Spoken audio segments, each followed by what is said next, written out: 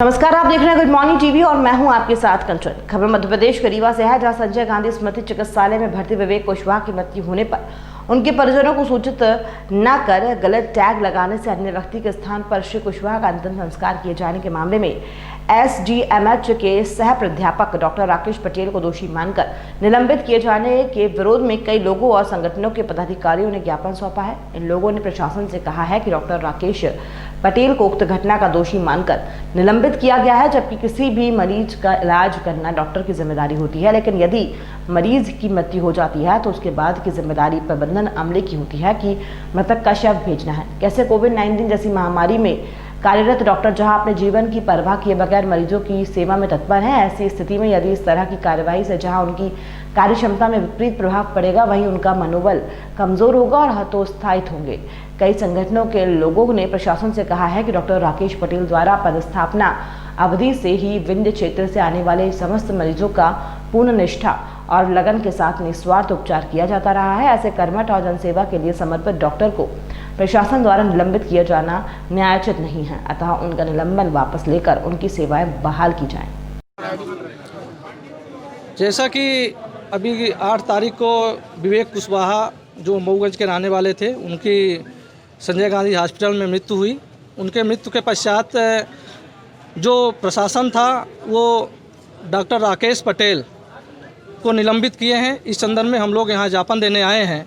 जैसा कि एक डॉक्टर का काम होता है, वो जब तक व्यक्ति जिंदा है उसकी सेवा करना, उसकी सहायता करना, स्वास्थ्य का उसका परीक्षण करना, उसकी जांच करना।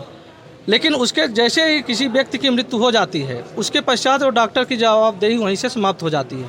बल्कि ये जवाबदेही जो होती है वहाँ के जो प्रशासन होता है उस प्रशासन की जवाबदारी होती है, और जो अन्य कर्मचारी होते हैं उनकी जवाबदारी होती है। जिसके लिए जबकि इसके लिए डॉक्टर राकेश पटेल को निलंबित नहीं किया जाना चाहिए था। इसकी एक जांच होनी चाहिए थी। जांच होने के पश्चात जो भी इसमें दोषी होता उस दोषी व्यक्ति के ऊपर कार्रवाई करनी चाहिए थी।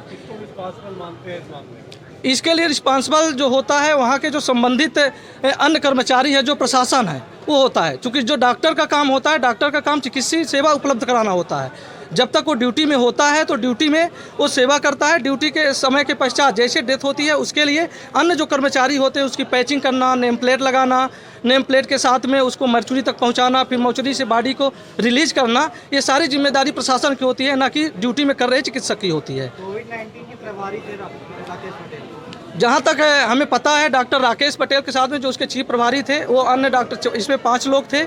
डॉक्टर इंदुरकर थे, डॉक्टर अफाटी थे, डॉक्टर नरेश बजाज सर थे और डॉक्टर रत्नेश त्रिपाठी सर थे, और साथ में डॉक्टर राकेश पटेल भी थे।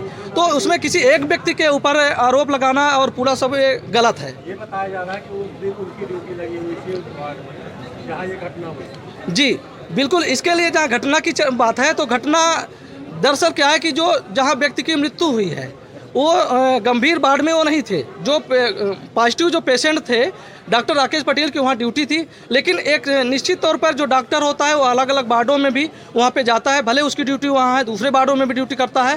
तो निश्चित तौर पर ये हम कह सकते हैं कि डॉक्टर राकेश पटेल सर के साथ में गलत हुआ है, जिसकी हम लोग निंदा करते हैं।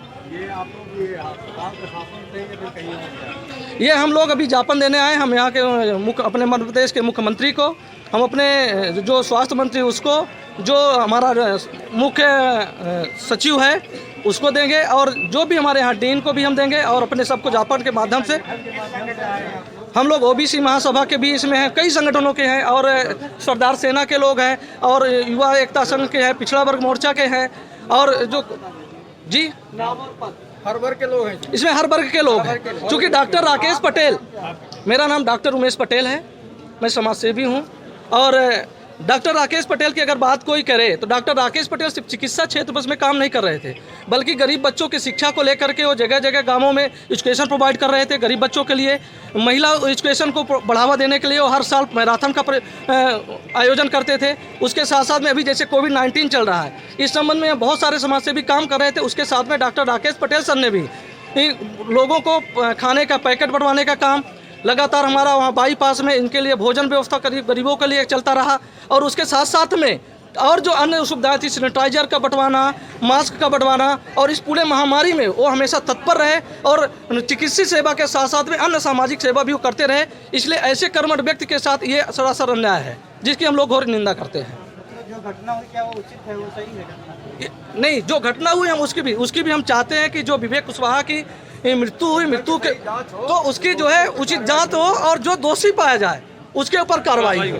हम इसके जानकारी है कि कोविड-19 के प्रोटोकॉल में जो ऑन ड्यूटी वहाँ रहता उसके पूरी सब करती सर वो ऑन ड्यूटी में, लेकिन जहाँ तक हमें प्रोटोकॉल का पता है, प्रोटोकॉल का मतलब है कि वो ऑन ड्यूटी में डॉक्टर राकेश थे, लेकिन ड्यूटी के जैसे डेथ हो जाती है, बाद डीसी हो जाती है, डीसी के बाद जो काम होता है वहाँ उनका काम समाप्त हो जाता है। जो रैपर लगाना, बॉडी को पैक करना, मर्चुरी तक पहुँचाना, फिर मर्चुरी से बॉडी को रिलीज करना, वो प्रशासन का काम हो जाता है। वो जो ड्यूटी में चिकित्सक होता है उसका काम नहीं होता है। जो अस्पताल प्रशासन होगा, अस्पताल प्रशासन का काम होता है।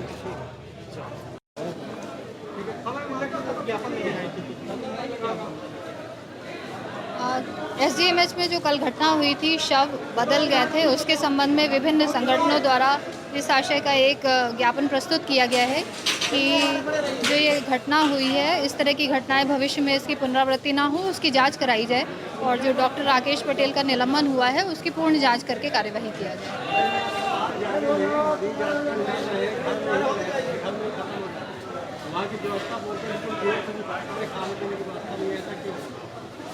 थोड़ा सा मिसकम्युनिकेशन है मुझे लगता है।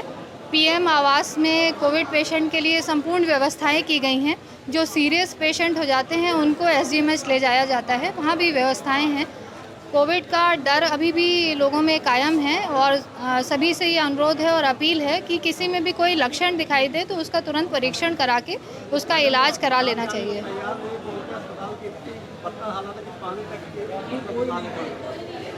जहाँ भी जो कमियां हैं उसके संबंध में सभी को निर्देश किया गया है कि पूर्ण व्यवस्थाएं बनाएं। अगर आप लोगों ने पीएम आवास जो हमारा कोविड केयर सेंटर है वहाँ देखा होगा तो वहाँ हर तरह की व्यवस्थाएं पूर्ण रूप से बना दी गई हैं और भी उसमें सुधार कार्य लगातार कर रहे हैं।